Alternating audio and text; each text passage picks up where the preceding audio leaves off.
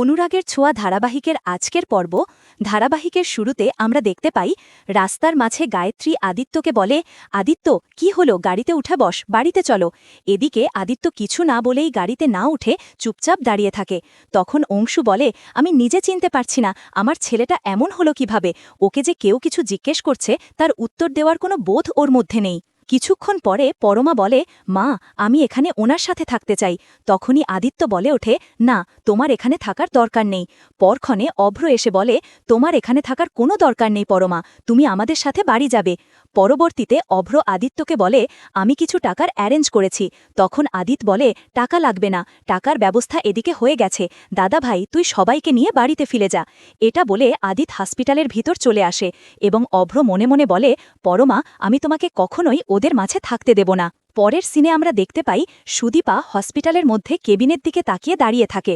তখন আদিত্য এসে কিছু ব্যাগ হাতে দিয়ে বলে, আপনি যখন ওই মহিলাকে হসপিটালে আনলেন তখন আপনার কাপড়ের রক্ত লেগেছিল, তাই আমি যখন বাড়িতে টাকা আনতে গিয়েছিলাম তখন আপনার জন্য কাপড় এনেছি। আপনি এখানের ওয়াশরুমে গিয়ে চেঞ্জ করে হাত মুখ ধুয়ে ফ্রেশ হয়ে আসেন, তাহলে ভালো লাগবে। আদিত্যের কথা শুনে সুদীপা বলে, আমার কোনো খারাপ লাগছিল না, আমি এভাবেই ঠিক ছিলাম, তাছাড়া আমি তো আপনাকে বলিনি আমার জন্য কাপড় আনতে। এরপর আদিত্য বলে, আপনার খারাপ লাগলেও কখনো বলতেন না, তাই আমি নিজে থেকেই এনেছি, কারণ এটা আমার দায়িত্বের মধ্যে পড়ে, যান গিয়ে চেঞ্জ করে আসেন। সুদীপা আর কিছু না বলেই চেঞ্জ করতে চায়। অন্যদিকে আমরা দেখতে পাই ঘরের মধ্যে অভ্র পরমাকে বলে, তুমি একটা মানুষকে নিজে নির্বুদ্ধিতার কারণে মেরে ফেলতে চেয়েছ, সেই দায়বদ্ধতা তোমার নিতেই হবে, তাছাড়া তুমি আমাদের প্রত্যেকের জীবন নষ্ট করে দিয়েছ।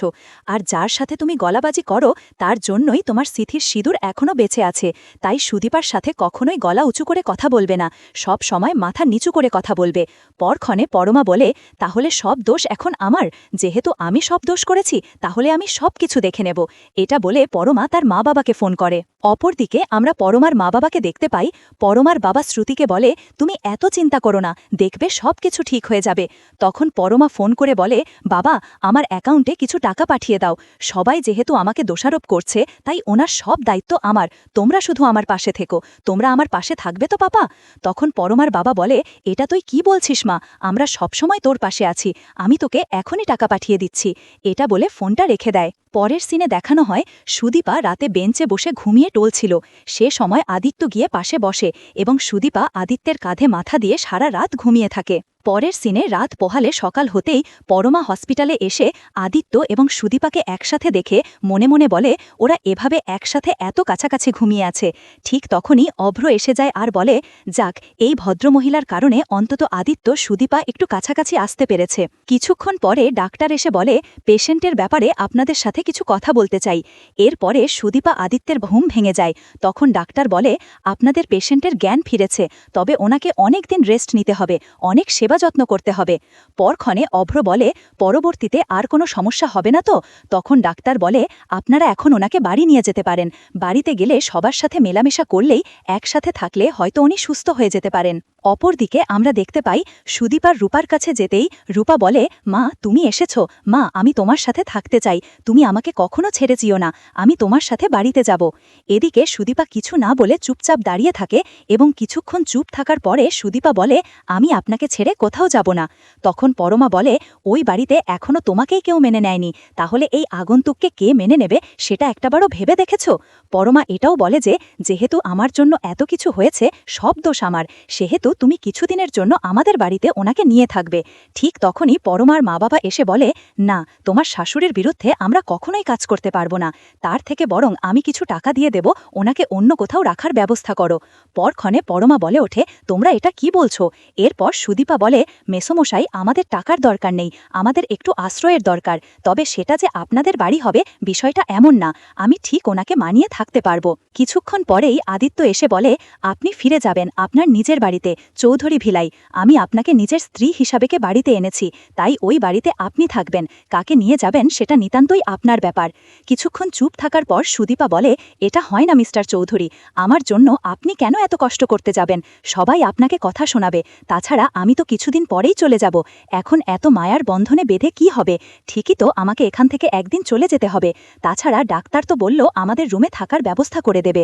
এদিকে রূপা বারবার বলেই চলেছে, মা আমি তোমার সাথে থাকবো, তুমি আমাকে বাড়িতে নিয়ে যাবে। তখন আদিত্য গিয়ে বলে, আপনি আপনার মায়ের সাথেই থাকবেন, আপনাকে আমরা বাড়িতে নিয়ে যাব।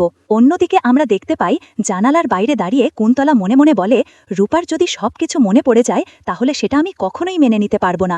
তাছাড়া আসেন গুপ্তবাড়ির সবাইকে আমার খোঁজে বের করতে হবে। পরের সিনে দেখি কেবিনের বাইরে দাঁড়িয়ে পরমা তার মা বাবাকে বলে, আমি তোমাদের কাছ থেকে এমন ব্যবহার কখনো এক্সপেক্ট করিনি। তোমরা সবার সামনে আমাকে মাথা নিচু করে দিলে। আসলে কি জানো তো বাবা, ওই বাড়িটা আমার নয়, শুধুই তোমাদের বাড়ি। আজ যদি ওই বাড়িটা আমার হতো তাহলে তোমরা কখনো এমন বলতে পারতে না। পরমা এটাও বলে যে মাঝে মাঝে আমার মনে হয় তুমি আমার পাপা নাও। শেষ সিনে আমরা দেখতে পাই ডাক্তার সুদীপা আদিত্যকে রূপার সমস্ত টেস্ট রিপোর্ট দিয়ে বলে, আপনারা যেহেতু ওনাকে বাড়িতে নিয়ে যাচ্ছেন তেমনি ওনাকে একটু ভালোভাবে যত্ন করবেন, তাহলে দ্রুত সুস্থ হয়ে যেতে পারে। তাছাড়া আমরা যে সার্জারি করেছি সেটাতে দেখলাম ওনাকে এর আগে চিকিৎসা করা হয়েছিল, তবে ওনার ব্রেনে তাপ পড়েছে, সেটা হয়তো অনেক উঁচু থেকে পড়ে গিয়েছে, নয়তো ভারী কিছু দিয়ে আঘাত করা হয়েছে। তখন সুদীপা বলে, তাহলে ব্রেন তাপ পড়ার কারণে উনি সব ভুলে গেছেন তাই তো? তখন ডাক্তার বলে, হ্যাঁ আপনি একদম ঠিক বলেছেন, তবে নাকি আর এখানে চিকিৎসা করানো যাবে না, বাইরে নিয়ে চিকিৎসা করতে হবে। এদিকে সুদীপা মনে মনে বলে, এখন এসব বিষয় নিয়ে ভাবার সময় আমার হাতে নেই, এখন একমাত্র লক্ষ্য ওনাকে সুস্থ করে তোলা।